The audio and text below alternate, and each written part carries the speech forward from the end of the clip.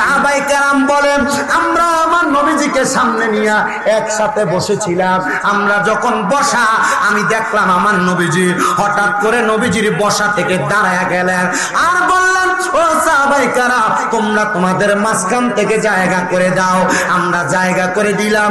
নবীজির ঘাড় মুবারক কাঁধ মুবারক তাইকা আমার নবীজির চাদরটা নিয়ে আমার নবী বিছিয়ে দিলেন। আর আমরা তাকায়া দেখলাম একজন মহিলা বৃদ্ধ, উনি লাঠি বট দিয়া দিয়া আইসা ওই চাদরের উপর দাঁড়াইলেন।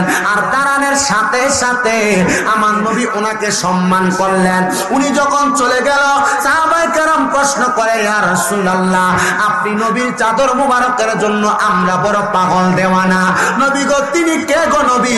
ওরে বেলায়েতের মুর্শিদ হইয়া আসিলেন দিনের নবী। আরে মুর্শিদকে না পাইলে কি আর রাসূল পাবিনি? বলে মুর্শিদকে না পাইলে কি আর রাসূল পাবিনি? বলে হুজুর দলিল লাগবে, মুর্শিদ না পেলে রাসূল পাবে না।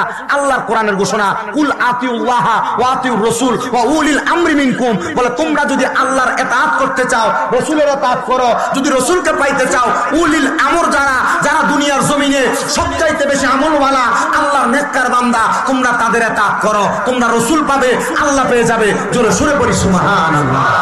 আর মুহাম্মদের আওয়াজে বলেন না সুবহানাল্লাহ। এই নফল ইবাদত করতে করতে হযরতে আবুল হাসান হাসানী রাহমাতুল্লাহ আলাইহি তিনি বলেন আমি আল্লাহ তাআলার নৈকট্য অর্জন করার চেষ্টা করতাম। এবার আমি ফজরের নামাজ থেকে চাষের নামাজ পর্যন্ত অপেক্ষা করতে, ইশরাকের নামাজ পর্যন্ত অপেক্ষা করতে লাগলাম। যখন আমি অপেক্ষা করি এমন টাইমে সারা রাত ইবাদত করার কারণে আমার চোখের মধ্যে একটু ঘুম ঘুম ভাব হয়ে গেছে। আমি আমার ঘুম ঘুম ভাবটা পায়া আমি এবার আমার ওই নামাজের মুসল্লার ভিতরে চোখটা বন্ধ করলাম। এমন টাইমে আমি এমন একটা ভয়ঙ্কর অবস্থা দেখতে পাইলাম। আমি দেখতে পাইলাম একটা মানুষ শরীরের মধ্যে সুন্দর পোশাক পরা, কিন্তু তার নাভি থেকে মাথার তালু পর্যন্ত আগুন নাই, কিন্তু নাভি থেকে পায়ের তালু পর্যন্ত আগুন ধাও ধাও করে জ্বলতেছে। আমি অবাক হইলাম। আমি আমার জীবনে এমন কোন মানুষ দেখি নাই যার অবস্থা এমন, যার নাভি থেকে পায়ের তালু পর্যন্ত আগুন জ্বলতেছে আর নাভি থেকে মাথার তালু পর্যন্ত সুন্দর আছে। আমি এই স্বপ্নটা দেখে ওই ব্যক্তির কাছে প্রশ্ন করলাম, হে আল্লাহর বান্দা তোমার শরীরের কেন এমন অবস্থা? তোমার শরীরের অর্ধেক অংশ আগুনে জ্বলতেছে আর অর্ধেক অংশ ভালো দেখা যাচ্ছে। আল্লাহর বান্দা আমারে ডাক দিয়ে বলতেছে, হে ভাইজান শোনেন গো, আমি দুনিয়ার জমিনের মধ্যে থাকা অবস্থায় আমি এমন ভাবে চলাফেরা করতাম। এ মুসলমান ইমানদার, এ নবীর উম্মতের দল, আল্লাহর বান্দা বলে আমি জিজ্ঞাসা করলাম, এ ভাই আপনার কেন এমন অবস্থা?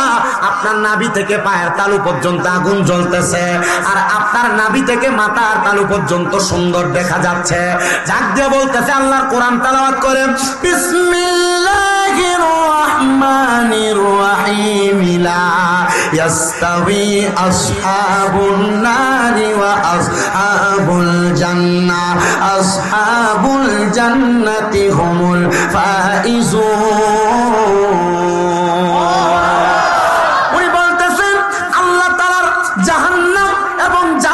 একরকম নয়, আসহাবুল জান্নাতি হুমুল ফাইজুন, যারা জান্নাতি তারা হলো সফল কাম। কিন্তু আপনার শরীরের এই কি অবস্থা? অর্ধেক আগুনে জ্বলতেছে আর অর্ধেক ভালো দেখা যায়। আপনি কি জান্নাতি না জাহান্নামী? আমি তো কোনোটাই বুঝতেছি না। উনি বলতেছেন, ভাই শুনেন, আমি দুনিয়াতে ইন্তেকাল করার আগে আমি বিবাহ করেছি। আমার স্ত্রীর গর্ভ থেকে একটা কন্যা সন্তান জন্ম নিয়েছে। আমার কন্যা সন্তানটা জন্ম নেওয়ার পরে আমি যখন ইন্তেকাল করি তখন আমার ওই মেয়েটার বয়স ছিল 13তম বছর। আমি যখন ইন্তেকাল করি আমার স্ত্রীর গর্ভে আরেকটা সন্তান ছিল। ওই সন্তানটা আমার স্ত্রীর গর্ভে ছিল 5 মাস বয়সের। হুজুর, আমার যেই মেয়েটা আমি ইন্তেকাল করার আগে 12 বছর পর্যন্ত বয়স, আমি ওই মেয়েটাকে নামাজওয়ালা বানাইছি।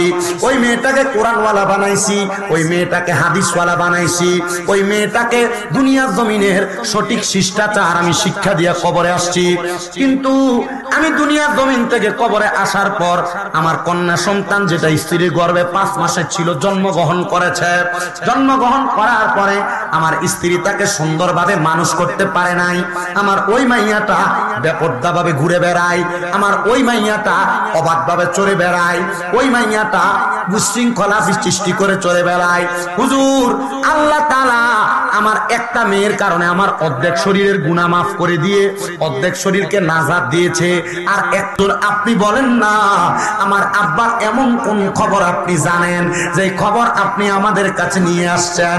হুজুর ডাক দিয়ে বলতেছেন অন্য কোন খবর না রে মা, আমি কবরের আযাবের খবর তোমাদের কাছে দিতে আসছি। এখন আমি বুঝতে পারলাম তোমার এই ছোট্ট বোনটার এমন আচরণের কারণে আল্লাহ তাআলা তোমার আব্বা জানের কবরের মধ্যে অর্ধেক শরীরের মধ্যে আযাব প্রদান করতেছে। ওই মাইয়া বলে আমি আমার বাবাকে দুনিয়াতে আসার পরে দেখি নাই, কারণ আমি যখন আমার মায়ের গর্ভে 5 মাসের ছিলাম আমার আব্বা ইন্তেকাল করেছে, তো আমার কারণে কেমনে আমার আব্বা জান জ্বলতেছে। মাইয়া বলে হুজুর আপনি যে আমার আব্বা জানের কবরের খবর আপনি বলে দিয়েছেন, তাহলে আমার আব্বা আমার কোন অন্যায়ের কারণে আমার আব্বা কবরের আযাবের শিকার এটাও বলতে পারবেন? বলেন আপনি কোন কারণ? ওই ডাক দিয়ে বলে মাইয়া তুমি বেপরদা ভাবে চলাফেরা করো, উগ্রতা সম্পূর্ণ চলাফেরা করো। এ পর্দার অন্তরালের মা স্বামীর আদেশ যারা মানো না, এ পর্দার অন্তরালের মা বেপরদা ভাবে যারা রাস্তায় রাস্তায় ঘুরে বেড়াও, এ পর্দার অন্তরালের মা মুখের বাসা যারা খারাপ করে গাড়ি গালাজ করো, এ পর্দার অন্তরালের মা তোমরা যারা পর পুরুষের সঙ্গে কথাবার্তা বলো, এ পর্দার অন্তরালের মা তুমি যারা গালাগালি করলে এই বাড়ির কথার আওয়াজ ওই বাড়িতে যায় শোনা যায়। আমি তোমাদের পায়ে ধরে বলি আল্লাহ তাআলার ঘোষণা ওয়াকরনা ফি বুয়ুতিকুন্না ওয়ালা তাবাররুজনা তাবাররুজাল জাহিলিয়াতিল উলা। আল্লাহ তাআলা ঘোষণা করে তোমরা তোমাদের নারীদেরকে জাহিলিয়া যুগের মহিলাদের মতো বের হতে দিও না। যদি দাও এরা তো ইফতিজিং এর শিকার হচ্ছে। যদি জাহিলিয়া যুগের মহিলাদের মতো বেপরদা ভাবে বের হয় এরা লাঞ্ছনার শিকার হচ্ছে, বঞ্চনার শিকার হচ্ছে রে বাবারা। এ মা ওই মাইয়া যখন এই কথা শুনেছে মাইয়া ডাক দিয়া কয় হুজুর আপনি আমার জন্য দোয়া করেন, আমার সিনার মধ্যে হেদায়েতের নূর দান করে। আপনারা বলেন হেদায়েত দেওয়ার মালিক একজন, তিনি কে? ওই আল্লাহর কাছ থেকে আমরা সবাই হেদায়েত কামনা করি কি করি না? কষ্ট হচ্ছে আপনাদের? কি বাহিরে কথা বলতেছে না? বাহিরে মনে একটা আওয়াজ হচ্ছে, একটু কষ্ট করে বলেন তো এখানে আওয়াজটা আজকে না করলে কি হয়? সার বাড়ির আওয়াজ এখানে শোনা যায় টকটকানি। আমার মুসলমান ইমানদাররা ওই মেয়েটা ডাক দিয়া বলতেছে হুজুর আমার তালিম প্রদান করেন আমি যেন আর খারাপ ভাবে চলাফেরা না করি। হুজুর বলেন এখন থেকে বেপরদা হইবা না, এখন থেকে তুমি নামাজ আদায় করবা। আমি 7 দিনের টানা নামাজ পড়েছে। 7 দিন পরে ওই মেয়ে আল্লাহর ওই বান্দা হযরতে আবুল হাসান হাসানীকে প্রশ্ন করতেছে বাবা তুমি বলো তুমি যে দুনিয়ার জমিনের মধ্যে ইন্তেকাল করার আগ পর্যন্ত যা দেখেছো, এখন যে 1 সপ্তাহ হয়ে গেছে, 7 দিন হয়ে গেছে আমি ইবাদত করি, হুজুর এবার বলেন আমার আব্বা কবরে কেমন আছে? হুজুর বলে আমি তো স্বপ্নে দেখছি একবার, কিন্তু এখন আব্বা কবরে কেমন আছে আমি কেমনে বলবো? মারহাবা পড়বেন না? আল্লাহ তাআলা আপনাকেও দেখাইতে পারেন। আপনি যদি হক বান্দা হন আপনিও আপনার মা বাবাকে কবরে কেমন আছে দেখবেন, বুঝবেন। দেখবেন মাঝে মাঝে আপনি আপনার মাকে স্বপ্ন দেখেন, বাবাকে স্বপ্ন দেখেন, দাদা দাদি আত্মীয় স্বজনকে স্বপ্ন দেখেন, দেখেন না? কেন জানেন? সবাইকে কিন্তু মৃত ব্যক্তি স্বপ্ন দেখা দেয় না। স্বপ্নে তাকে দেখা দেয় যাকে দেখা দিলে ওই মৃত ব্যক্তির কোনো ফায়দা হবে। মারহাবা করবেন না? আল্লামা ইবনে সিরিন তার স্বপ্নের তাবিরের কিতাবের প্রথম দিকে লিখছেন মৃত ব্যক্তি ওই ব্যক্তিকে দেখা দেয় সেই ব্যক্তি দেখা পাওয়ার পর ওই মৃত ব্যক্তির জন্য দোয়া করবে। আপনারা যারা আপনাদের মাকে স্বপ্ন দেখেন, বাবাকে দেখেন, দাদাকে দেখেন, কখনো কখনো আপনার কাছে এসে খাবার চায়, কখনো কখনো আপনি দেখেন যে তারা কবরে কষ্টে আছে, কখনো কখনো দেখেন তারা এই অবস্থায় ওই অবস্থায় আছে, দেখার পর আপনারা কি দোয়া করেন না? দোয়া করেন না? করান না? দোয়া করে, করায়। সব সময় আপনি দোয়া করবেন। যদি করানোর ক্ষমতা না থাকে, নিজে নিজে দোয়া করেন, আল্লাহ ওনাকে স্বপ্ন দেখছি মারা গেছে, তুমি ওনাকে মাফ করে দাও।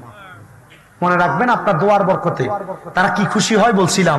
সমুদ্রে ডুবে যাওয়া ব্যক্তি নৌকা তারা উদ্ধার করলে যে খুশি হয়, মৃত ব্যক্তির জন্য দোয়া করলে তারা সেই খুশি হয়। আমাকে এখানে বলছে, হুজুর মা বাবা মারা যাওয়ার পর সন্তানের কোনো দায়িত্ব আছে কিনা, করণীয় কিছু আছে কিনা, আমাকে লিখে দিছে।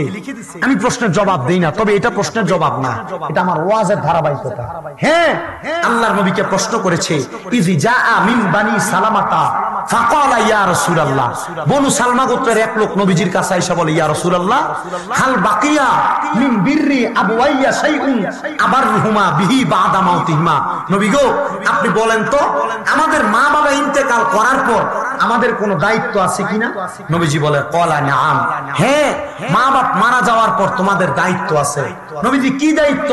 নবীজি বলে, এক নাম্বার আসসালাতু আলাইহিমা, তোমাদের মা বাবা মারা যাওয়ার পর তোমরা তাদের জন্য দোয়া করবে। সুবহানাল্লাহ। আমাদের সমাজ এমন জায়গায় চলে গেছে, মারা গেছে তার জন্য একটু দোয়া করবে, জানাজা শেষ লাশ নিয়ে দৌড়াদৌড়ি শুরু হয়ে যায়। আহা, কেন দোয়া করেন আমি বুঝি না। নবীজি সাল্লাল্লাহু আলাইহি সাল্লাম বলেন, আন আবি হুরায়রা রাদিয়াল্লাহু তাআলা আনহু قال قال رسول الله صلى الله عليه وسلم اذا صليتم على الميت فاخلصوا له الدعاء। নবী বলে, যখন তোমরা নামাজ আদায় করো মৃত ব্যক্তির জন্য, অতঃপর তার জন্য দোয়া করো। আমার কথা না নবীর কথা? নবী বলে দোয়া করো, উম্মত বলে দোয়া করো না। বেদাত। আপনি উম্মতের কথা মানবেন না নবীর কথা মানবেন, সিদ্ধান্ত আপনার। আমি আপনাকে বলবো না আপনি দোয়া করেন, আমি আপনাকে বলবো না দোয়া করেন না। দোয়া করলে মৃত ব্যক্তির উপকার হয়, এজন্য দোয়া করবেন, এটা আমার রাসূলের কথা। জোরে বলি সুবহানাল্লাহ। নবীজি বলছেন, দুই নাম্বার দোয়া করার পর দুই নাম্বার দায়িত্ব ওয়াল ইস্তিগফারু লাহুমা, তার জন্য ক্ষমা প্রার্থনা করবা। আমাদের সমাজে ফতোয়া দিয়ে দিচ্ছে 4 দিন 40 দোয়া করা, ইস্তেগফার পড়ায়া, কোরআন খতম করায়া। তোমরা যে এগুলা করো, তোমরা এগুলা কেন করো? ফতোয়া দিচ্ছে আমাদের সমাজ। আমি বলবো না যে তারা ফতোয়া ভুল দিচ্ছে, তাদের কাছেও তাদের দলিল আছে, কিন্তু আমার কথা হচ্ছে, ও ভাই শুনেন না, মৃত ব্যক্তি ইন্তেকাল করেছে, নবীজির কথা, কোন সন্তানের মা বাবা মারা যাওয়ার পর ওয়াল ইস্তিগফারু লাহুমা, তার জন্য ক্ষমা প্রার্থনা করা। যখন 4 দিনে মানুষকে খাবার খাওয়ায়, 4 দিন 40 মানুষকে খাবার খাওয়ায়, মানুষকে এটা সেটা দেয়, দোয়া করে, আলেম ওলামা দোয়া করে, এটার মাধ্যমে আল্লাহ তাআলা দোয়া করেন আপনারা, আল্লাহ তাকে মাফ করে দাও, আল্লাহ আমার মাকে মাফ করে দাও, বাবাকে মাফ করে দাও। এই দোয়ার কারণে আল্লাহ তাআলা আপনার মা বাপকে মাফ করবে। এটা সন্তানের দায়িত্ব, সন্তানের দায়িত্ব। 3 নাম্বার নবীজি বলছেন, ওয়া ইনফাজু আহাদিহিমা, যখন তোমাদের আম্মা আব্বা ইন্তেকাল করে তোমরা তাদের ওয়াদা পূরণ করো। নবীজি ওয়াদা কি? আপনার মা বাবা ঋণ রেখে গেছে। আমাদের সমাজ মা বাবা ঋণ রেখে গেলে জমি জমা ভাগ করে নিয়ে যায়, ঋণ দেওয়ার খবর থাকে না।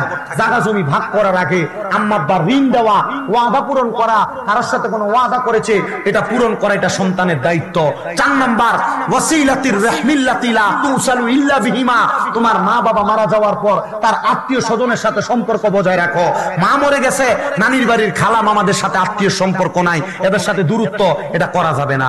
মা বাবা বাবা মারা গেছে, চাচার সাথে ফুপুর সাথে সম্পর্ক নাই, এটা করবেন না। কারণ নবীজির কথা, ওয়াসিলাতির রাহমিল্লাতি লা তুসালু ইল্লা বিহিমা, এদের সাথে সম্পর্ক বজায় রাখলে আল্লাহ তোমার মা বাপকে কবরে প্রতিদান দিবে। 5 নাম্বার ওয়া ইকরামু সাদিকিহিমা, তোমরা তোমাদের মা বাবার বয়সী মুরব্বিদেরকে সম্মান করো। আমাদের সমাজের ছেলেরা বাবার বয়সী মুরব্বি দোকানে বসে থাকে, এর সামনে সিগারেট ধরে ধুমা তার দিকে মারে। বাবার বয়সী মুরব্বিরা ডাক দেয়, এই কাজ করো না, কিন্তু এই ছেলে এই কাজ করে, আর মুরব্বিকে বলে আপনি বোঝেন না, বসে থাকেন, এমন কথাও বলে। বাবার বয়সী মায়ের বয়সী মুরব্বি মহিলারা রাস্তা দিয়ে হাঁটে যায়, খারাপ ব্যবহার করে, বাজে ব্যবহার করে। না বাবা, আপনি যদি আপনার বাবার বয়সী মায়ের বয়সী এদেরকে সম্মান করেন, আল্লাহ তাআলা আপনার বাবার কবরের ভিতরে, মায়ের কবরে জান্নাতি নিয়ামতের ব্যবস্থা করে দিবে। তাহলে মা বাবা মারা যাওয়ার পর একটা সন্তানের দায়িত্ব কয়টা? 5টা। 1 নাম্বার দোয়া করা, 2 নাম্বার ক্ষমা প্রার্থনা করা, 3 নাম্বার ওয়াদা পূরণ করা, 4 নাম্বার তার আত্মীয় স্বজনের সাথে সম্পর্ক রাখা, 5 নাম্বার মা বাবার বয়সীদের সাথে সুন্দর কথাবার্তা করা, এদেরকে সম্মান করা। আল্লাহ তাআলা কবুল করেন, পড়েন আমিন। ওই মেয়ে ডাক দিয়ে বলেন, হুজুর আমার যে তো বাবা নাই, আমি আমার বাবার মতো। হুজুর 7 দিন হয়ে গেছে আমার বাবার এবার আমি ইবাদত করি, আমার বাবাকে যেন আল্লাহ মাফ করে দেয়।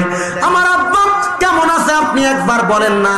হুজুর ডাক দিয়া বলতেছেন, মা শুনে নাও, আমি তোমাকে বলবো না, তবে আমি তোমাকে একটা সালাতের কথা বলে দেই, যে সালাত আদায় করলে আল্লাহ তাআলা বান্দার মনের যে কোনো আশা পূরণ করে দেয়। বলে কোন সালাত? বলে সালাতের নাম হলো ওয়ামিনাল লাইলি ফাতাহাজ্জাদ বিহি নাফিলাতান লাকা আসা আইয়া বা'সাকা রাব্বুকা মাকামান মাহমুদা। জবান খুলে উচ্চ কণ্ঠে জোরে জোরে বলেন আল্লাহু আকবার। আল্লাহ তাআলা নবীকে বলেন, আপনি রাতের কিছু অংশে তাহাজ্জুদের নামাজ আদায় করেন। আপনি যদি তাহাজ্জুদের নামাজ আদায় করেন, অতি সত্বর আপনাকে মাকামে মাহমুদ দেওয়া হবে। আমার নবীজির উপরে যখন আয়াতে কারিমা নাজিল হয়, আমার নবীজি মা আয়েশা সিদ্দিকা রাদিয়াল্লাহু তাআলা আনহার ঘর মুবারকে অবস্থান করেন। নবী আমার এশারের নামাজের পর থেকে ফজরের নামাজের সুবহে সাদিকের আগ পর্যন্ত মাত্র 2 রাকাত নামাজ পড়েছেন। মা আয়েশা বলে, ইয়া রাসূলুল্লাহ, আপনাকে এত লম্বা নামাজ আর কোনোদিন পড়তে দেখি নাই, এত লম্বা রুকু, এত লম্বা সিজদা নবী কেন? নবী আমার নামাজ শেষ করার পর আম্মা জান আয়েশা সিদ্দিকা বলে, আমি তাকায়া দেখলাম আমার নবীজির চোখ মুবারক পুরো লাল হয়ে গেছে, নবীজির চোখ মুবারক বাবা পানি পড়তেছে। আমি আমার নবীকে প্রশ্ন করলাম, ইয়া রাসূলুল্লাহ, এমন করে কেন কান্না করলেন? নবী আমার জবাব দিয়েছে, রে আয়েশা, আমার আল্লাহ বলেছে আমি যদি তাহাজ্জুদ করি আমি নবীকে মাকামে মাহমুদ প্রশংসার জায়গা দিবে। কিন্তু আমি নবী 2 রাকাত নামাজ পড়ে আল্লাহর কাছে কান্নাকাটি করেছি, আল্লাহ আমি নবী একদিন দুনিয়াতে থাকবো না, আমি নবী পর্দা নিয়ে রওজা মুবারকের মধ্যে চলে যাব, কিন্তু আমার উম্মতেরা আমি নবীরে ভালোবাসা তাহাজ্জুদ করবে। আল্লাহ আপনি আমার উম্মতের কি প্রদান করবেন? আম্মা জান আয়েশা বলেন, ইয়া রাসূলুল্লাহ, আমার আল্লাহ আপনার দোয়া ফিরিয়ে দিবে না, কারণ আপনি নবীর উপাধি হইল মুস্তাজাবাতুদ দাওয়াত। আপনি নবী কোন দোয়া করলে আল্লাহ সাথে সাথে দোয়া কবুল করে নেয়। নবী গো, আল্লাহ কি বলছে? আমার নবী বলতেছে, রে আয়েশা, আমার আল্লাহ বলেছে আমার উম্মত যদি তাহাজ্জুদের নামাজ পড়া আমার আল্লাহর কাছে কোনো কিছু চায়, আমার আল্লাহ তারে ফিরিয়ে দিবে না, ফিরিয়ে দিবে না। এ যুবক ভাই, এ মুরব্বী বাবা, বিদেশ যাওয়ার চেষ্টা করেন, আপনি যাইতে পারেন না, ব্যবসা করেন বরকত হয় না, আপনার রোগ বালা মুসিবত ছাড়ে না। এ পর্দার অন্তরালের মা, আপনার স্বামীর কামাই রুজিতে বরকত হয় না, আপনার ঘর থেকে রোগ বালা মুসিবত ছাড়ে না। আমি বলবো তাহাজ্জুদের সালাত আদায় করো, দেখবা এই সালাতের মাধ্যমে আল্লাহ তাআলা তোমার সকল আশাগুলা পূরণ করে দিবে। এজন্য আমার বাবা ভাইরা বন্ধুরা, আমার নবীজির ওই ঘোষণা মোতাবেক ওই হযরত আবুল হাসান হাসানি বলেন, আমি তাকে বললাম তুমি তাহাজ্জুদের নামাজ পড়ো আর আমার আল্লাহর কাছে কান্নাকাটি করো। আল্লাহ তোমার আব্বাকে কবরে কোন হালতে রেখেছেন, কোন অবস্থায় রেখেছেন, তোমার আব্বা জান তোমারে বলে দিবেন, অথবা আল্লাহ তোমারে জানিয়ে দিবে। মেয়েটা বলেন, আমি বাড়িতে যাইয়া একটানা তাহাজ্জুদের নামাজ পড়া শুরু করলাম, 1 সপ্তাহ পড়লাম। আমি 7 দিনের দিন হঠাৎ করে যখন তাহাজ্জুদের নামাজ পড়ে আল্লাহর কাছে চোখের পানি ফালায় ফালায় কান্দি। এ বাবা, আপনার চোখের পানি আসে না, আপনার কলব মরে গেছে। মনে রাখবেন, মনে রাখবেন, মনে রাখবেন, বান্দা যখন চোখের পানি ফেলায় ফেলায় কান্দে আল্লাহর আরশ আজিম বান্দার চোখের পানি ধাক্কা সহ্য করতে পারে না। জিবরাইল আলাইহিস সালাতু ওয়াস সালাম তো আমার আল্লাহকে প্রশ্নই করে ফেলেছে, আল্লাহ আপনার আরশ আজিম কেন কাঁপতেছে? আল্লাহ বলেছে, তাকায়া দেখো আমার কোন আদরের বান্দা চোখের পানি ফালায়া কান্দে। আল্লাহ আপনি ছাড়া কোনো খোদা নাই, আপনি ছাড়া কোনো রব নাই, কিন্তু আপনার এই আরশ আজিম লাগতে পারে কার এমন ক্ষমতা? বলে দুনিয়ার কারোর কোনো ক্ষমতা নাই, তবে আমার আরশ আজিম আমার বান্দার চোখের পানির ধাক্কা সহ্য করতে পারে না।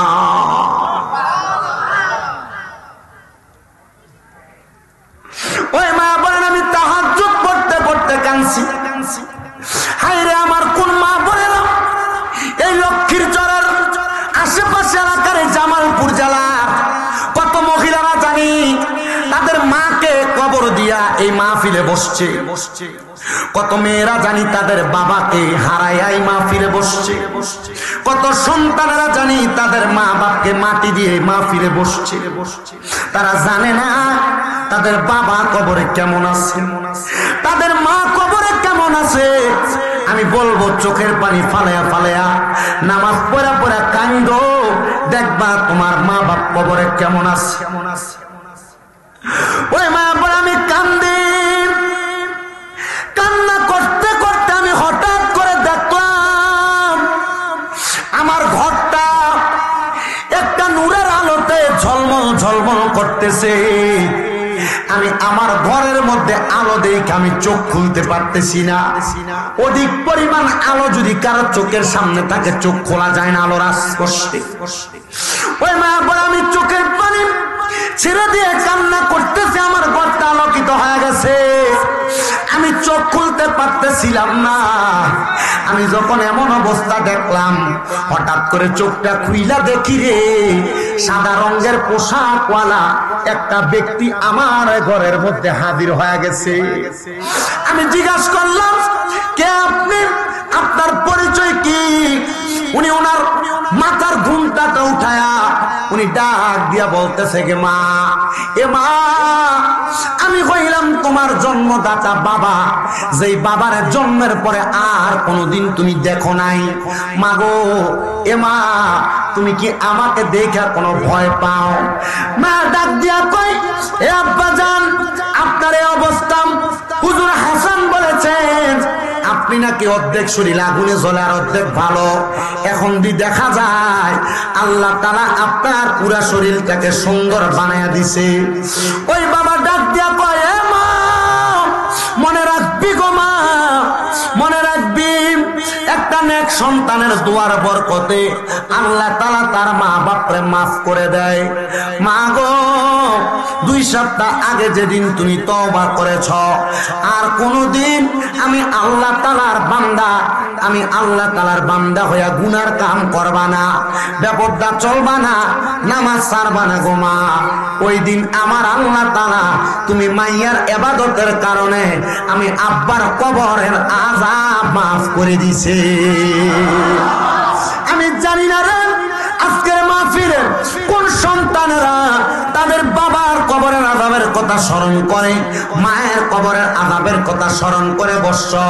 মনে রাখবা আমার আল্লাহ তাআলার কাছে যদি তুমি তাদের কবরের আযাব মাফ চাও, আমার আল্লাহ তাআলা তোমার আব্বা জানের কবরের আযাব মাফ করে দিবে।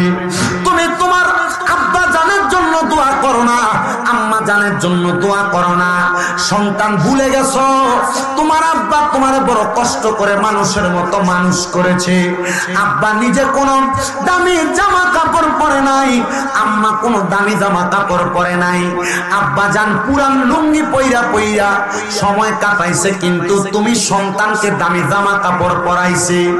এ সন্তান তোমার কাছে আমার করজোরে আবদার, এমন আব্বা জানের সাথে বেয়াদবি কইরো না।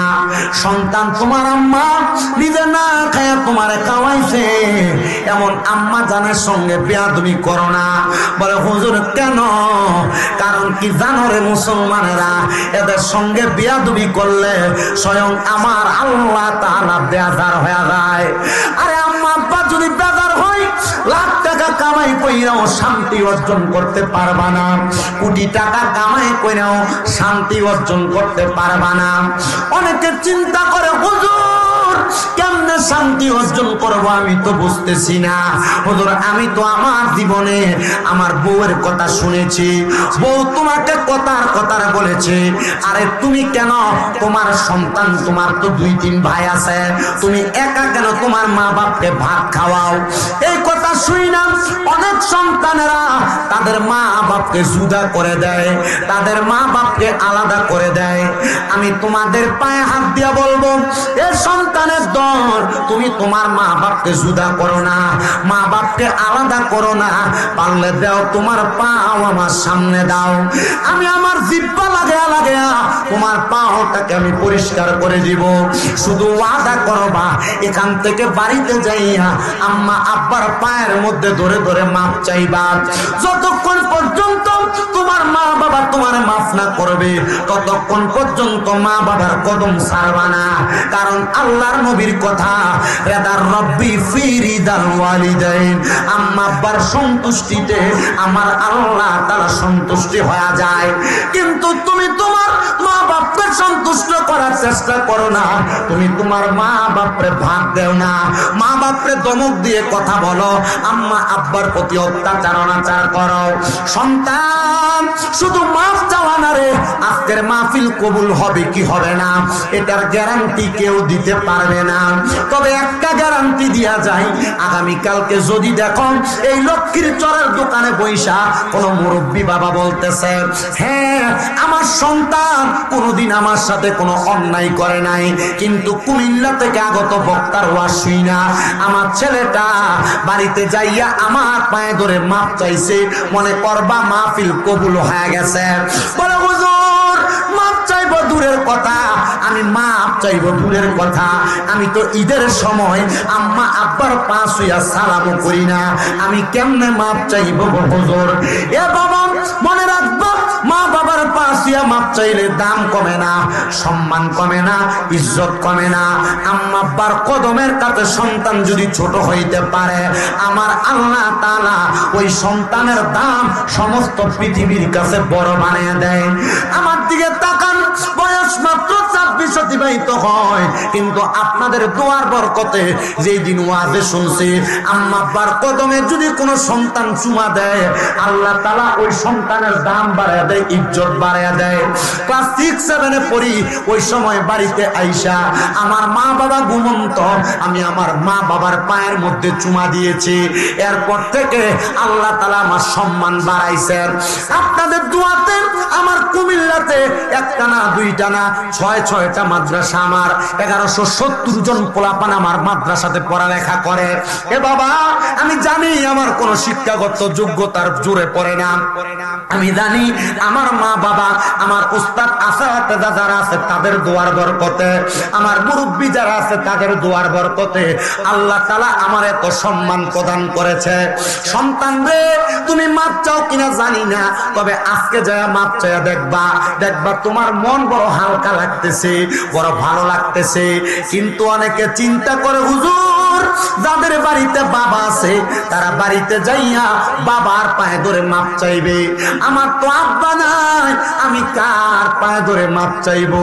হুজুর যাদের বাড়িতে মা আছে তারা বাড়িতে যাইয়া মার পায়ে ধরে মাপ চাইবো, আমার তো মা নাই, আমি কার পায়ে ধরে মাপ চাইবো? মনে রাখবার সন্তান, আল্লাহর নবীর ঘোষণা, কোন সন্তানের মা মারা যাওয়ার পরে, বাবা মারা যাওয়ার পরে ওই সন্তান যদি আল্লাহ তাআলার কাছে হাত বাড়ায় বলে রব্বির হামহুমা কামা রব্বায়ানি সগীরা ওয়া কুর রব্বির হামহুমা কামা রব্বায়ানি সগীরা, ওই সন্তান যদি তার চোখের মণিকোঠার মধ্যে একটা মাছির মাথা পরিমাণ পানি ছাইরা দিয়া কান্নাকাটি করে, আমার আল্লাহ তাআলা তার চোখের পানিটা মাটিতে পড়ার আগে আগে ওই সন্তানের মা বাবার জীবনের গুনাহগুলো মাফ করে দেয়। এ পর্দার অন্তরালের মা, তোমার বুঝি বাবা নাই, তোমার বুঝি মা নাই, এ সম্পা কত কষ্ট করে কামাই করে খাওয়াইছে, এখন তোমার কাছে টাকার অভাব নাই, কিন্তু মা বাবার বড় অভাব। এরা কবরে কেমন আছে তুমি সন্তান জানো না। সন্তান রে এটার জন্য বেশি বেশি করে দোয়া করবা।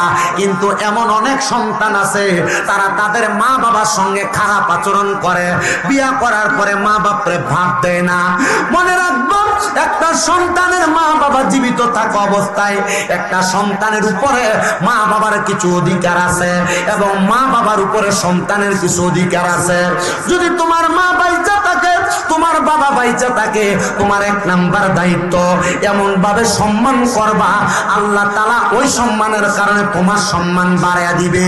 তোমার মা বাবা বাইচা থাকলে এমন ভাবে আম্মা আব্বার ভরণ পোষণ দায়িত্ব পালন করবা যেন মা বাবার মনের মধ্যে কোনো কষ্ট না যায়, এমন কোনো আচরণ করবা না যে আচরণের কারণে তোমার মা বাবা উফ শব্দ ব্যবহার করে। কারণ আমার আল্লাহ তাআলার কোরআনের ঘোষণা, কোন সন্তান সন্তান যদি তার মার মনে বাবার মনে কষ্ট দেয় আর তারা যদি একবার উফ শব্দ ব্যবহার করে আল্লাহ তাআলা তাদের প্রতি নারাজ হয়ে যায়। এ আমার বাবা, এ বন্ধুরা, এ পর্দার অন্তরালের মা বোনেরা, আখিরি নবী মুহাম্মদুর রাসূলুল্লাহ সাল্লাল্লাহু আলাইহি ওয়াসাল্লাম নবী বলে, যখন আমি নবীজির জন্মের পরে আমি নবী আমার আব্বাজানকে দেখি নাই, আমার জন্মের অল্প কিছুদিন পরে আমি নবীজির মা জননীরে আমি হারাইয়া ফেলছি। আমি নবীজিকে মক্কাতুল মুকাররমা গাজা নামক এলাকা থেকে ওটার পিঠে চড়াইয়া চড়াইয়া আমারে বাড়িতে নিয়ে গেছিল। উনি নইল হযরতে মা হালিমাতুস সাদিয়া রাদিয়াল্লাহু তাআলা আনহা। উনি আমার বাড়িতে নিয়ে লালন পালন করেছে। আমি ওই মারে বড় সম্মান করেছি, ইজ্জত করেছি। ও বাবা, আপনাদের দোয়াতে আমি ওই মা হালিমাতুস সাদিয়ার বাড়ি যেই তায়েফ এলাকায়, ওই তায়েফ এলাকায় গিয়ে আসছি। আমার নবীজির ছোট্টবেলা আম্মা যারা হালিমাতুস সাদিয়ার বাড়ি থেকে হযরতে কাব বিন আহবাবের বাড়িতে চলে গিয়েছিল। কাব বিন আহবাবের বাড়িতে অনেক বড় একটা আঙ্গুরের বাগান ছিল, যেই ক্ষেতের আঙ্গুরগুলা খাইতে বড় টক লাগতো। আমার নবী আঙ্গুরের বাগানে যাইয়া যখন আঙ্গুরের বাগান থেকে একটা আঙ্গুর নিয়ে মুখে দেয়, আমার নবী দুইটা আঙ্গুর নিয়ে মুখে দেয়, তিনটা আঙ্গুর নিয়ে মুখে দেয়, বারবার আমার নবী আঙ্গুর মুখে দেয়। কাব বিন আহবাব বলে, আমি তাকায়া দেখলাম রে, এত ছোট্ট একটা বাচ্চা আমার বাগানের এই ছোট ছোট আঙ্গুর গুলা টক লাগে খাইতে, খাওয়া যায় না টকের কারণে, কিন্তু এই ছোট বাচ্চা আঙ্গুর গুলা নিয়ে মুখে দেয়। কাব বিন আহবাব বলে, আমি সাথে সাথে আমার বাগান থেকে একটা আঙ্গুর নিয়ে মুখে দিলাম, কিন্তু দেওয়ার পর দেখলাম আমার বাগানের আঙ্গুর আর টক লাগে না, আঙ্গুর গুলা খাইতে বড় মিঠা মিঠা লাগে। আমি এইটা দেখা আমি আবার নবীজির সামনে গেলাম। আমি বললাম, এটাই কি সেই নবী যিনি মুহাম্মদুর রাসূলুল্লাহ হেদায়েতের নূর নিয়ে দুনিয়াতে আগমন করছে উম্মতকে তরানোর জন্য? ওয়াল্লাযী আরসালা রাসূলাহু বিল হুদা ওয়া দীনিল হাক্কি লিইয়ুযহিরাহু আলা দ্বীনি কুল্লিহি। এই রাসূল তো সেই রাসূল যেই রাসূল হেদায়েতের নূর নিয়ে মানুষের কাছে হিকমত নিয়ে আগমন করছে। বলে, হ্যাঁ এটাই সেই রাসূল। কাব বিন আহবাব বলে, আমি আমার পুরা টক বাগানের আঙ্গুর গুলা মুখে দিয়া যখন দেখলাম সব টক, আমি এবার ওই নবীর কাছে যাইয়া বুঝতে পারলাম, না রে না, আঙ্গুরের বাগানের আঙ্গুর গুলারে আমার আল্লাহ এই নবীর হাত মুবারকের ছোঁয়ার বরকতে টক থেকে মিঠা বানাইয়া দিছে। নবীজির আঙ্গুল মুবারকের বরকত আছে না নাই? এই বিশ্বাস আছে? কার কার আছে একটু হাত তোলেন।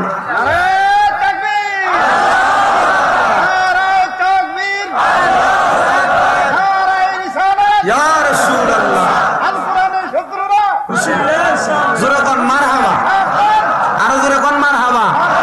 ওই নবী রাহমাতুল লিল আলামিন এই বিশ্বাস অন্তরে আছে না নাই?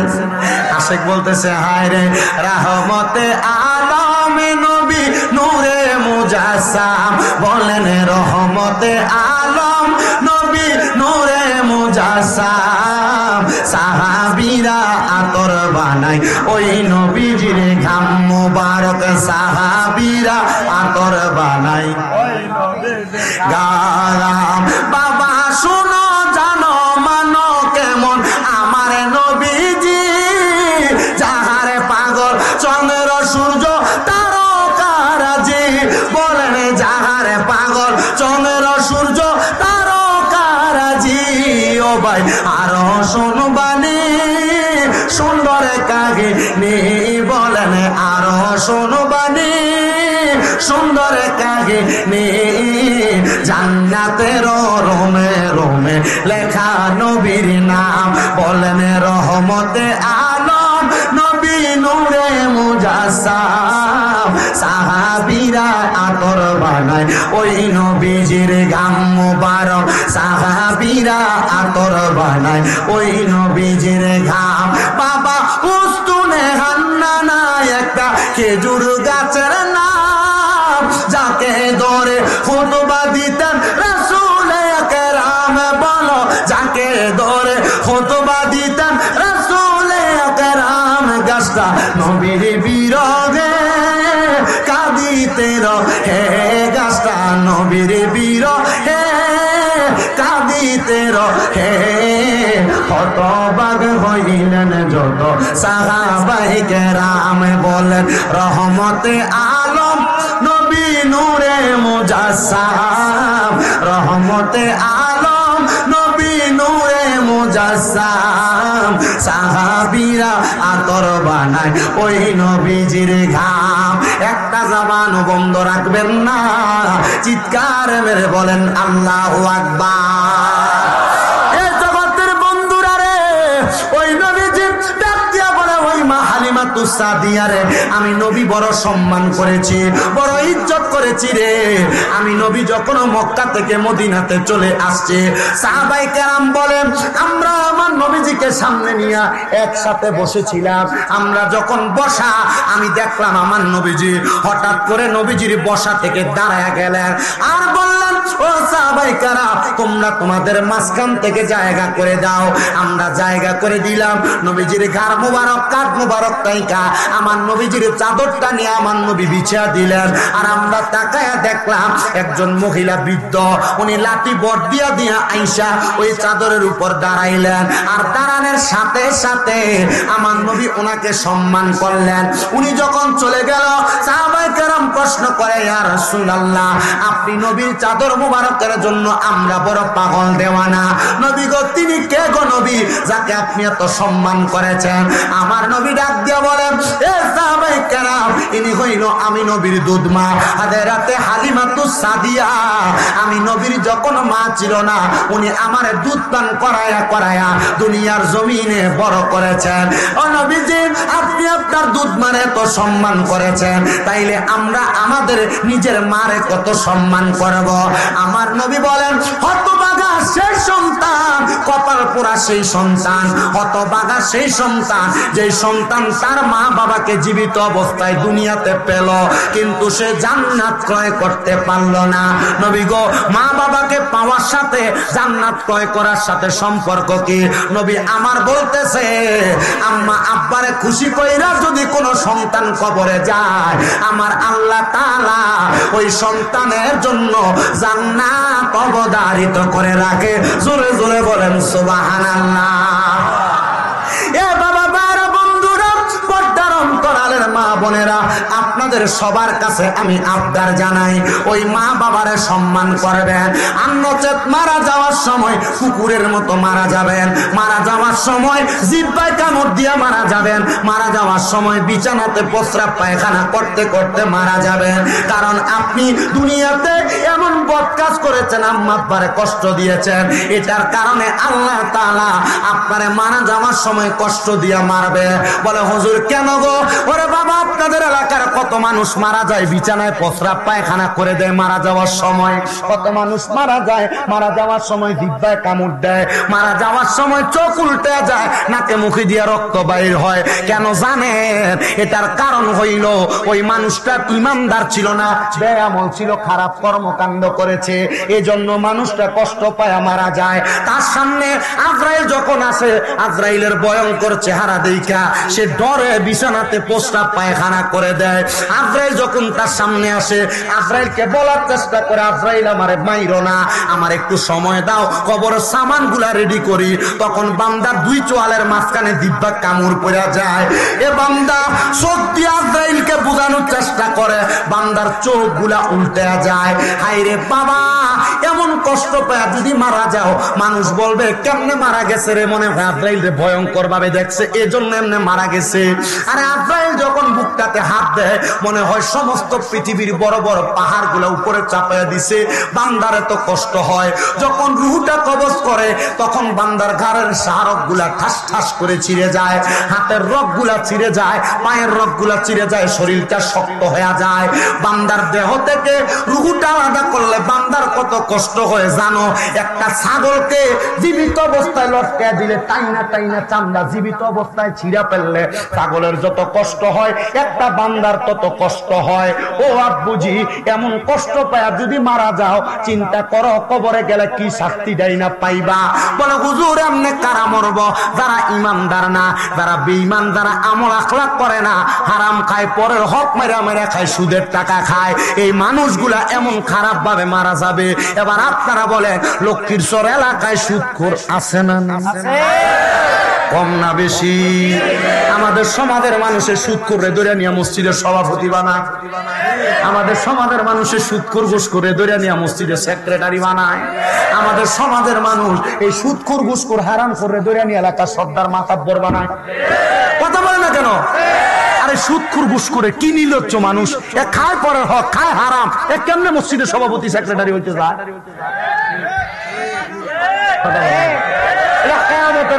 কিয়ামতের আলামত। রাসূল বলছে যখন দেখবা সমাজে মানুষ নিকৃষ্ট ব্যক্তিদেরকে নেতৃত্ব দেওয়ার কাজে লাগায়, মনে করবা যে কিয়ামত আর বেশি দূরে নাই, আসতেছে। আছে সুদখোর? দেখবেন লক্ষ্মীরচরের বাজারে আর দোকানে বসে বসে লম্বা লম্বা কথা বলে, কিন্তু খায় সুদ। কথা কয় না? আছে।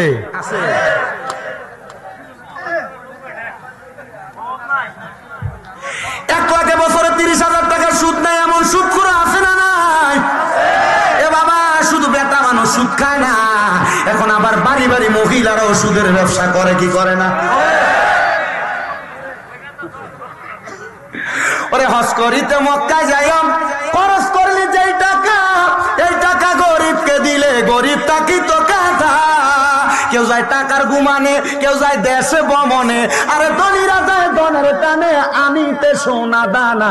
শুধু খাইলে নামাজ হবে না, ও মন বুঝো না, ঘুষ খাইলে নামাজ হবে না।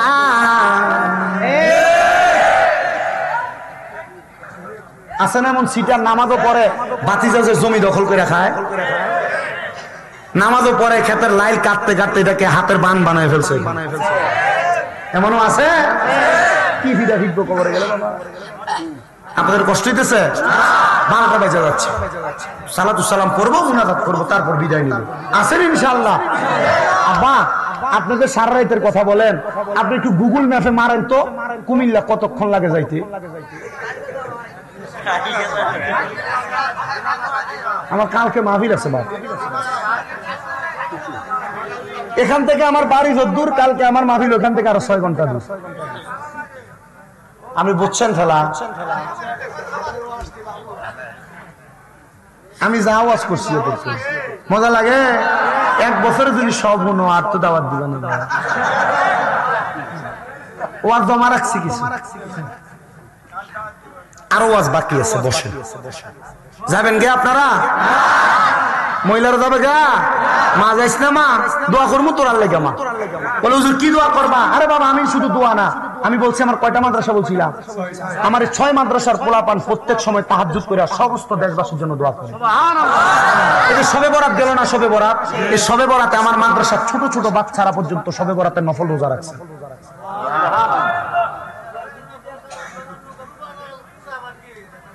কে কয়? কি কয় সবে বরাতে আবার রোজা কিসে?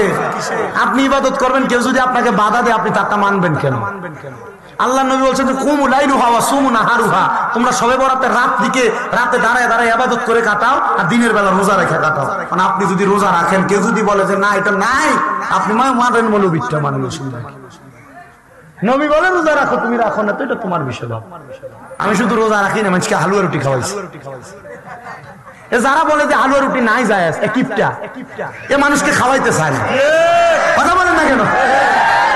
আল্লাহ নবীকে প্রশ্ন করছি, ইয়া রাসূলুল্লাহ আইয়ুল ইসলাম খায়রুন, ইসলামের মধ্যে উত্তম কাজ কি? নবী বলে ক্বালা তুতাইমুত তাআম, অপরকে খাদ্য খাওয়ানো উত্তম কাজ। 2 নম্বর ওয়া তাকাউস সালাম, মানুষকে সালাম দেওয়া উত্তম কাজ। তো উত্তম কাজ যদি খাওয়ানো হয়, তা হালুয়া রুটি খাওয়ায় তোমার লাগে কে? তার মানে বোঝা যায় তুমি কিপটার অশেষ বখিল। এটা এ খাওয়াইতে চায় না মানুষ। 4 দিন করে মানুষকে যদি খাওয়ায়, বাপ মারার পরে খাওয়াইতে চায় না। এ কিপটা, এ বখিল, ঠিক না? পুরো আর কিপটা।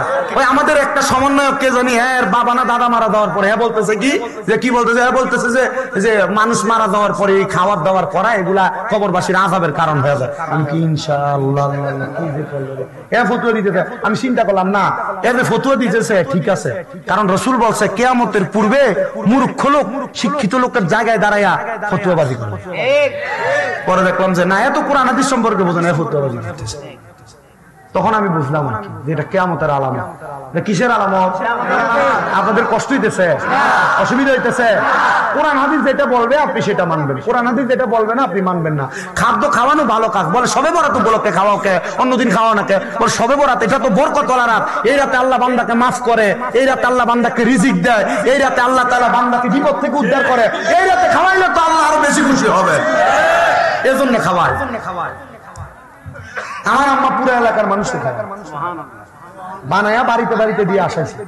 আমার মাদ্রাসা আমি পোলা পান্ডে এই যে সবে বরাতে রোজা রাখছে, আগে কষে হালুয়া রুটি খাবি আর পরে বুট মুড়ি খাবি, সোনা খাবি, মারাবা করে খাওয়াইবেন, মানুষকে খাওয়াইবেন। তো যদি কামাই রুজি না থাকে আপনি মনে রাখবেন, আপনি কেউ খাওয়াইলে আল্লাহ আপনারা খাওয়ার ব্যবস্থা করে দিবেন, রিজিকের ব্যবস্থা করে দিবেন তো ইনশাআল্লাহ। আল্লাহ কবুল করে, আমিন পড়েন। আজকে কিন্তু খাবার নাই, তাবারুক মাহফিলের শেষে কিন্তু খাবার নাই। বলে হুজুর আমরা জন্য দোয়া করবেন, এটাই খাবার। বলেন আলহামদুলিল্লাহ, বলেন আরো জোরে বলেন আলহামদুলিল্লাহ। আমি ধন্যবাদ জানাই এই যে যুবকরা দেখলাম। আমি কিন্তু এর আগে আরো আসছিলাম আপনাদের জামালপুরে, একবারে যে মেলান দয়ে আসছিলাম, এরপর এদিকে শেরপুর আসছিলাম। আজকে এরা যে সম্মান করছে এবং এরা যে আচরণ করছে এমন পাই নাই। প্রত্যেকটা ছেলে ভাই যারা আছে এরা সবাই ভদ্র মানুষ। আমি সামনে প্রশংসা করছি না, এদের আচরণ ভালো ছিল, যখন কথা বলতো কথা ভালো ছিল। কথা বুঝতে পারছেন? দোয়া করবেন এদের জন্য, মনে রাখবেন আল আদাবু খায়রুম মিনাজ যাহাবি ওয়াল ফিদ্দা, আদব স্বর্ণ এবং রূপার চাইতে উত্তম। এরা যে ভদ্রতার পরিচয় দিয়েছে, এটা কি জামালপুরের সম্মান না? এটা কি পুরো এই লক্ষ্মীরচরের সম্মান না?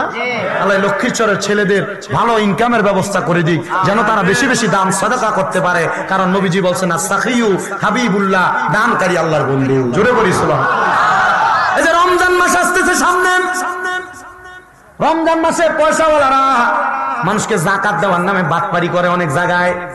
বলে হুজুর কি 20টা লুঙ্গি 20টা কাপড় আইনা মানুষকে দেয় কোন রকম, কিন্তু দেখবেন এ যদি হিসাব করে জাকাত দিত, সোনার বাংলাদেশে যে পরিমাণ টাকাওয়ালা পয়সাওয়ালা আছে, তারা যদি 3 বছর জাকাত দেয়, বাংলাদেশে কোনো গরিব আর ফকির থাকবে না। এরা জাকাত দেয় না, এরা চিটারি করে আর বাটপারি করে। তোমার কে বলছে জাকাত লুঙ্গি আর কাপড় দিয়ে দিতা? কাপড় এটা এক ধোয়া দেওয়ার পর এটা পাতলা হয়ে যায়, এটা দিয়ে ঘর মোছার কাজ লাগে না। কথা বল কয় না?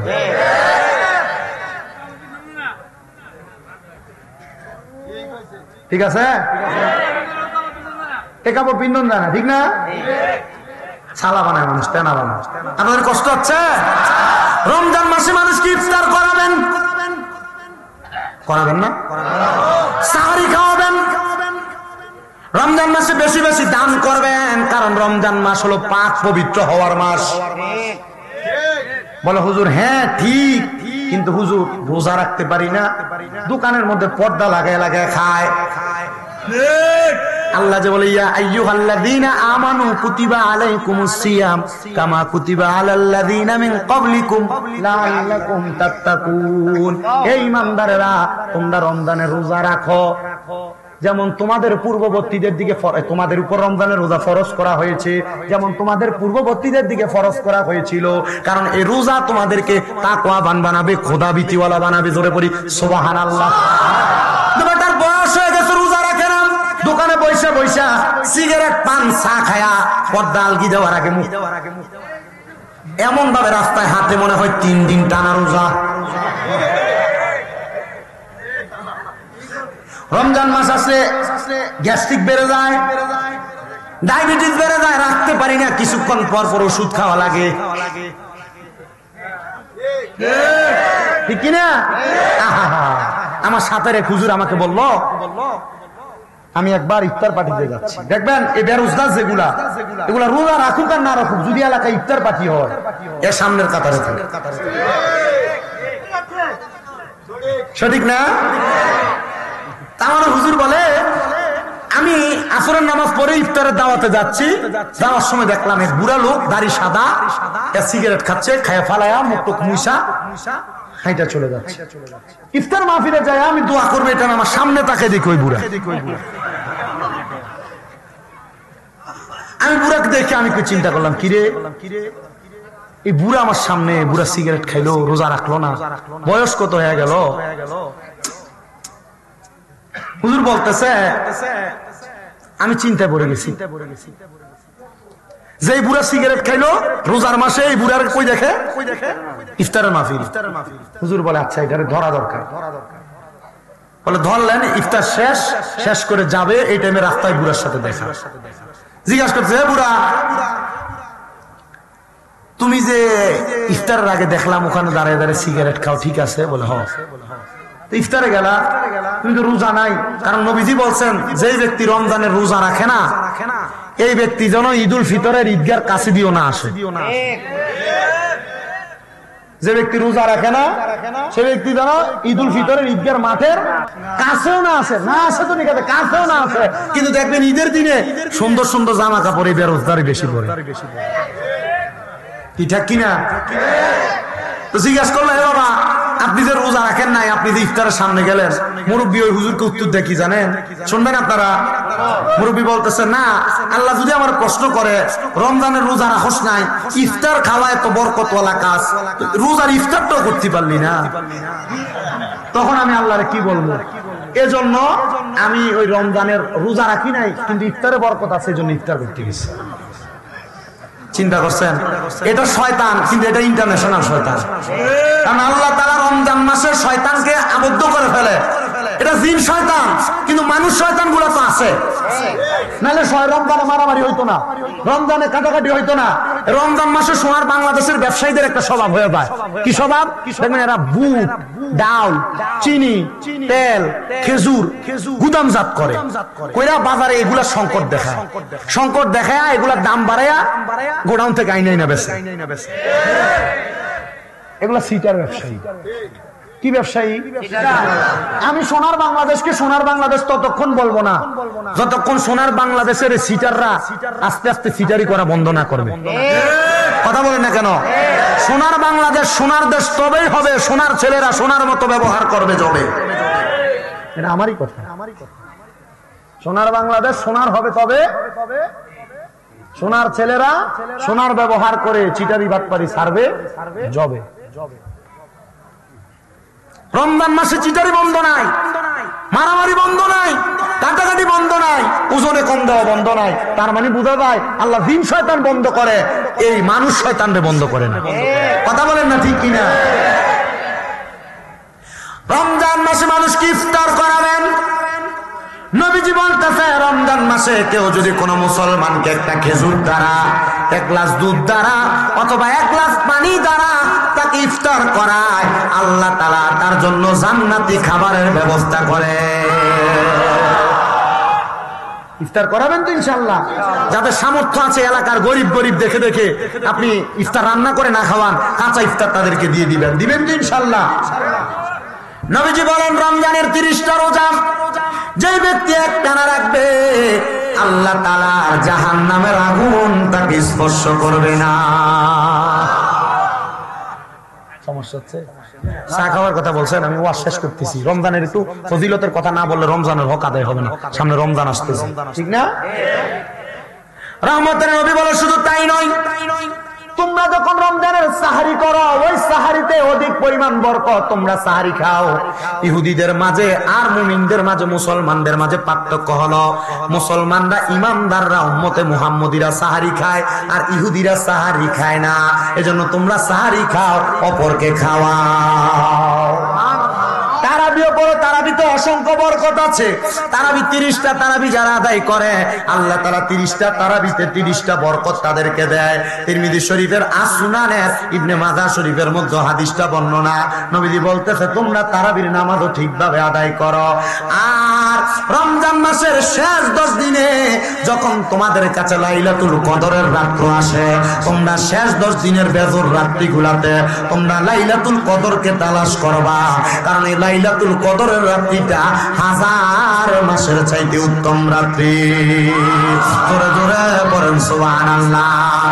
এই লাইলাতুল কদরে আল্লাহ তাআলা, আল্লাহ রাব্বুল আলামিন কোরআন নাযিল করেছেন, এই লাইলাতুল কদরে আল্লাহ তাআলা বরকত দিয়েছেন।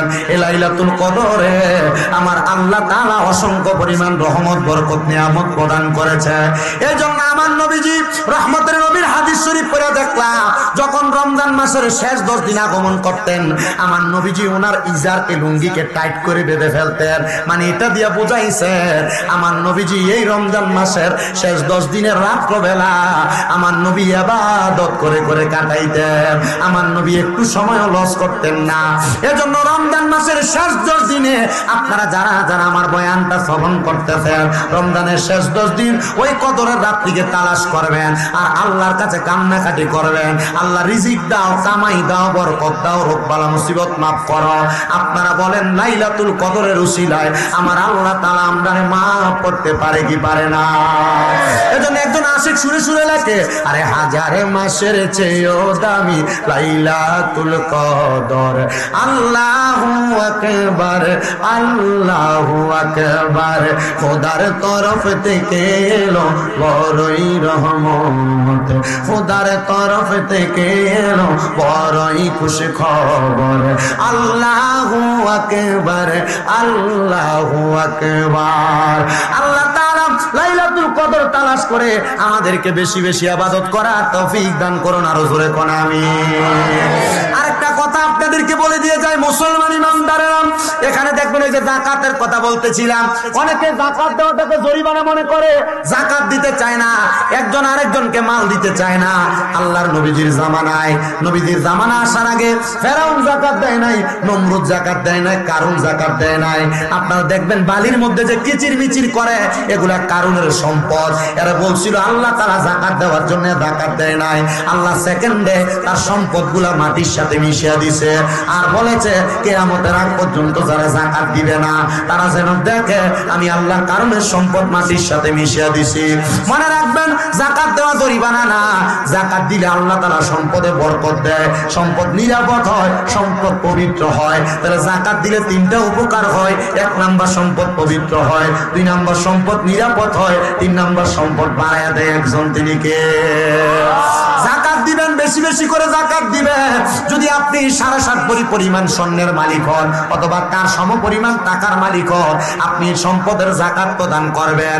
বলো হুজুর কেন? ও বাবা, ছোট্ট একটা ঘটনা বলি। এক ব্যক্তির বাড়ি ঘরের পাশে একবারে সব বাড়ি ঘর জ্বলে পুড়ে ছাইকাই হয়ে যাচ্ছে। তার বাড়িতে যাইয়া 2-3টা বাড়ি থাকার কারণে একজন যে তার খবর দেয়, তোমার বাড়ির পাশে আগুন লেগে সব পুড়ে যাচ্ছে, তুমি তাড়াতাড়ি যাও, তোমার বাড়ির পাশে তুমি পানির ব্যবস্থা করো যেন তোমার বাড়িতে পানি না লাগে। সে বলে পুরো গিয়া যার বাড়ি পড়তেছে সে তার আগুন পুড়িবাবে, আমার বাড়িতে আগুন লাগবে না। সবাই তার পাগল পাগল বলে খেপাচ্ছে। তারা জিজ্ঞাসা করে, আরে তোমার পাশের ঘরে তো আগুন লাগছে, তুমি কেন বাইর হও না? বলে না, আমি আমার নিজের বাড়ির যাকাত আদায় করেছি। আল্লাহ বলেছে যাকাত আদায় করলে আমার বাড়ি রক্ষা করা, আমার সম্পদ রক্ষা করা আল্লাহর দায়িত্ব। তো আমি তো যাকাত দিয়েছি, আল্লাহই তো আমার বাড়ি রক্ষা করবে। এই যে দেখেন ঢাকা শহরে বড় বড় মার্কেট পুড়িয়া যায়, বড় বড় ব্যবসা প্রতিষ্ঠান পুড়িয়া যায়, বড় বড় কলকারখানায় আগুন লাগে, খবর নিয়ে দেখেন তলে তলে এরা যাকাত দেন। বুঝতে পারছেন তো? এই যাক সম্পদ অনিরাপদ। যাকাত না দিলে সম্পদ অনিরাপদ। দেখবেন এ যাকাত না দিয়া সুন্দর বিল্ডিং বানাইছে, খাওয়া ঠিক মতো থাকে, এ রাত্রে ভালো করে ঘুমাইতে পারে, এ ডাক্তারের কাছে যায়, ঘুমের ওষুধ দাও তো। আর যে ব্যক্তি রিক্সা চালায়, এর টাকা পয়সার কোনো টেনশন নাই। যে ব্যক্তি ক্ষেত খামারে কাজ করে, এর টাকা পয়সার কোনো টেনশন নাই, এ আরামসে বাড়িতে আইসা কোন রকম তরকারি মাখে